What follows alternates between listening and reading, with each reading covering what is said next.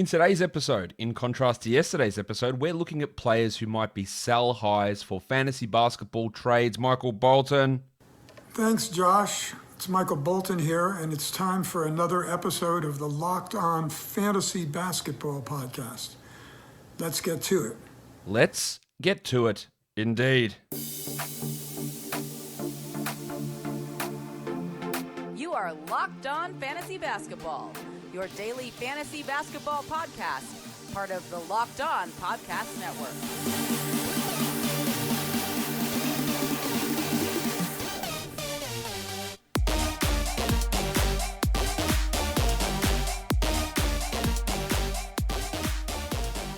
Hello and welcome to the Locked On Fantasy Basketball Podcast, brought to you by Basketball Monster. My name is Josh Lloyd and I am the lead fantasy analyst at basketballmonster.com and at Yahoo Sports Australia. And you can find me on Twitter, as always, at redrock_bball and on Instagram at Locked On Fantasy Basketball. As I said, we're looking at sell high trade targets today, guys, whose value is much higher at this present stage than what I believe it's going to be for the rest of the season. So therefore, you should investigate whether you can trade them away. Now, selling high, the same as buying low, doesn't mean just getting rid of them at all costs. It doesn't mean selling them for a sideways player. It means getting value where you feel 75 to 80% confident, and they're just random numbers, but you get the idea, that you're going to do better in that deal in the long run, even if in the short term you might lose out a little bit. And that's one of the keys in the sell high sort of trade, is understanding that in order to get it over the line, you might actually be worse off for the next week. And that might happen. And you might get clowned by someone. You're like, why did you do that? You're losing. That's cool. But then for the other 20 weeks of the season, or 14 weeks, or 13 weeks, or however long is left, you come out on top. And that's the idea in these sell high deals. Now, I realized yesterday when I did the buy low show, I neglected points leagues. And points leagues, people, I do apologize. I am going to cover points leagues in this one today as well. And remember, this is not an exhaustive list. I could probably put 40 blokes on this list of guys who are sell high players. I'm not. I'm going to cover 5 guys who I think are important to talk about. So let's talk about them now. Let's start with the wiki. Chris Boucher. This bloke is the 8th best player in fantasy basketball at the moment. You don't need me to tell you. Well, hopefully you don't need me to tell you that he will not remain the 8th best player for the rest of the season. Top 100? Sure. He's played 21 minutes a night. He's averaging 17 and 8 with 4.5 blocks on 71% shooting. He has a true shooting of 78%. He has a usage of 23. Look, the minutes might stay. He's going to be a decent usage guy, and he is going to be a really good per minute just player in general. He is not going to continue to block 4.5 shots per game. He might block 3 shots a game. He might block 2.5 shots a game. He might average 13 and 6 with 2.5 blocks, sure. But he's not a top 10 guy. He's not a top 20 guy. He's not a top 30 guy. He's probably not a top 40 guy. So when you're looking to trade him away, consider that. You look for someone who might be one of those players. Now, you're never going to pull this off. But Anthony Davis is way, way, way down the rankings compared to Boucher. You're never pulling it off. But what I'm saying is use Boucher with a couple of other players who might be outperforming, maybe a couple of other guys that you can see on this list here. Throw them together and see if you can get an underperforming Anthony Davis, an underperforming Devin Booker, who's the 57th ranked player at the moment. That's the sort of thing you can do because multiple players will bamboozle other managers for sure. They will see 2 shiny things, 2 shiny players who are doing well. Hey, Larry Nance, man, Kevin Love's out for the next 4 weeks. Do you want him and Boucher? Boucher, Aaron Baines, that guy's crusty and old, man. Boucher's taking that starting job. You want Nance? You want Boucher? Yeah, have him. You want Terry Rozier? He had 10 threes. Have them all, mate. Devin Booker, mate. Chris Paul's taking all the shots. Don't worry, Chris Paul's figuring it out. You take that. That's how you go about doing it. You don't have to use my accent, but you can go about doing it that way. Let's talk about the Iron Shoulder, Goran Dragic of the Miami Heat. 18th best player at the moment, averaging 19 points, 8 assists. Why is he the 18th best player? Well, he's averaging, the 8 assists are helpful, but 2.5 steals and 58% shooting. Those 2 things will not continue. Yeah, straightforward. The 27 minutes a night, that's more likely to continue. He is fine. He's a 12-team league guy, but there are numerous things here that will not stick. 27 usage, that might not stick, but I'm telling you now that that 58% shooting won't stick. But I'll tell you what's interesting about his shooting. 81% on 2s. Wild. 13% on 3s. Those two things are going to normalize, but that is going to drop his field goal percentage back. 50 maybe? He used to be a 50% guy over a course of a season. That's dropped off. Maybe it's 46, maybe it's 47. But he won't be a 2.5 steals guy with 8 assists, with 19 points, with all those shooting numbers. Dragic is a guy that maybe you look at as a top, best case scenario, top 80. I don't even have him that high this season. But just see if you can get any sort of top 60, top 70 guy back in a deal. Someone who might be, again, a little bit underperforming that you might be able to attack with the value that Dragic is returning. The double royal, Julius Randle.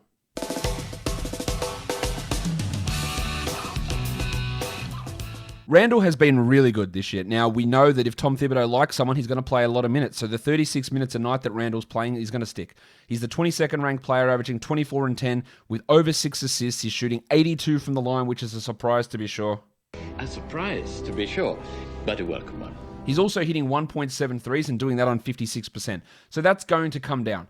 Now, I'm pretty excited about what Randle's doing this year. The minutes, the passing, the fact that he is way more in control. And I don't think Tom Thibodeau is a good coach. I've said this many times. But he is at least 20 to 30 times better of a coach than what David Fizdale was. And no offense to Mike Miller, probably what Mike Miller was. It's not a low bar. Yeah, the bar is so low, it's actually buried underground. But it's not a low bar to jump over to get better than Fizdale. But he is using Randle in a much better way. And I think Randle's going to be good. He's going to be a top 50 guy. But I don't think he's going to continue to be a top 25 player where he currently is, because that shooting number is absolutely assuredly going to come down. He will not continue to be a 56% three-point shooter. He probably won't continue to be an 82% free throw guy either. Terry Rozier. At some point, Graham or Rozier, or both, are going to lose minutes and touches to LaMelo Ball. It's going to happen. Rozier is the 28th ranked player at the moment. He's averaging 27 points. He's hitting 4 threes a game. He's doing really not much else. 3 assists, 1.3 steals. He's shooting 64% on twos and 43% on threes with a usage of 27% in 33 minutes a night. The threes will come down, the scoring will come down, the field goal percentage will come down, the minutes will come down, the usage will come down. Everything is going to drop off for me, and I could see Rozier being a droppable player at some point this year. He's not there yet. It just depends on how much or what they do with LaMelo Ball, but that is going to come, and that's one of these examples I talked about where maybe you just lose out in the short term by trading away Rozier for Lonzo Ball, trading away Rozier for, you'll never get it for Colin Sexton, for maybe for Colin Sexton. Like, that is a sort of Markelle Fultz. Like, if you can pull off those deals, they're the ones that I'm interested in. Darius Garland. Now, I love Darius Garland. It sort of hurts me to put him here because everybody who listens to this podcast or listened to this podcast in the preseason or watched the mock drafts knows that in basically every single draft, he was the guy that I wanted in the last round. And my reasoning was he came into last season with a no college year, off-season knee surgery, John Beilein being a dickhead, him being a rookie, the team being terrible, and him just not having any preparation skills or preparation time with the injury and with the transition. I said, well, I think he's going to be a real sleeper guy. He's been significantly better than I expected him to be. He's the 14th ranked player. He's averaging 19, 4, and 8 with 1.7 steals on 55%. Is shooting, including 50% from 3. Can the assists stick? Maybe. They look really good. His passing's been really good. The 50% shooting and the 55% from the field is probably where I have my issues. He hasn't missed a free throw yet. He's a good free throw shooter. I'm not worried about that. But that 3-point shooting and maybe that assist rate and maybe that steal rate comes down. I feel good about him being a top 100 player. No doubt about that. Top 15, no way. And that's just all. And you're not just giving him away. Like, you're definitely not dropping him under any circumstance. And you're adding him in every single circumstance that's available to you. But don't be looking to just deal him away for somebody who he might not end up being better than. Like, I can see, now this is going to sound blasphemous, but I can see a scenario where he ends up better than Drew Holiday this year. I can see that. So trading him for Drew is not necessarily a sell high.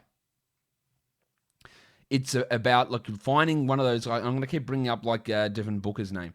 We don't know about Ja Morant's status as well. You're never going to get Ja Morant for Darius Garland, but if someone wants to panic because they've got Morant and thinks he's going to be out for months and months and months, then maybe that's something to look at.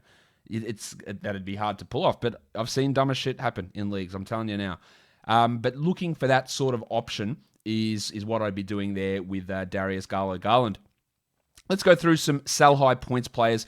Christian James McCullum is the 6th ranked player so far. He's averaging 49 fantasy points. I think he's more of a 35 fantasy points guy. He's averaging 29 points with 7 assists. There's going to be some drops in that scoring and in that assist, so he to me is a sell high. A couple of similar names on this list. Darius Garland is a point sell high. Goran Dragic is a point sell high. And Terry Rozier is also a point sell high. But so is Jeremy Grant, who's been, the last 2 games especially, putting up big numbers. He's the 44th ranked fantasy points player, averaging 36 a game.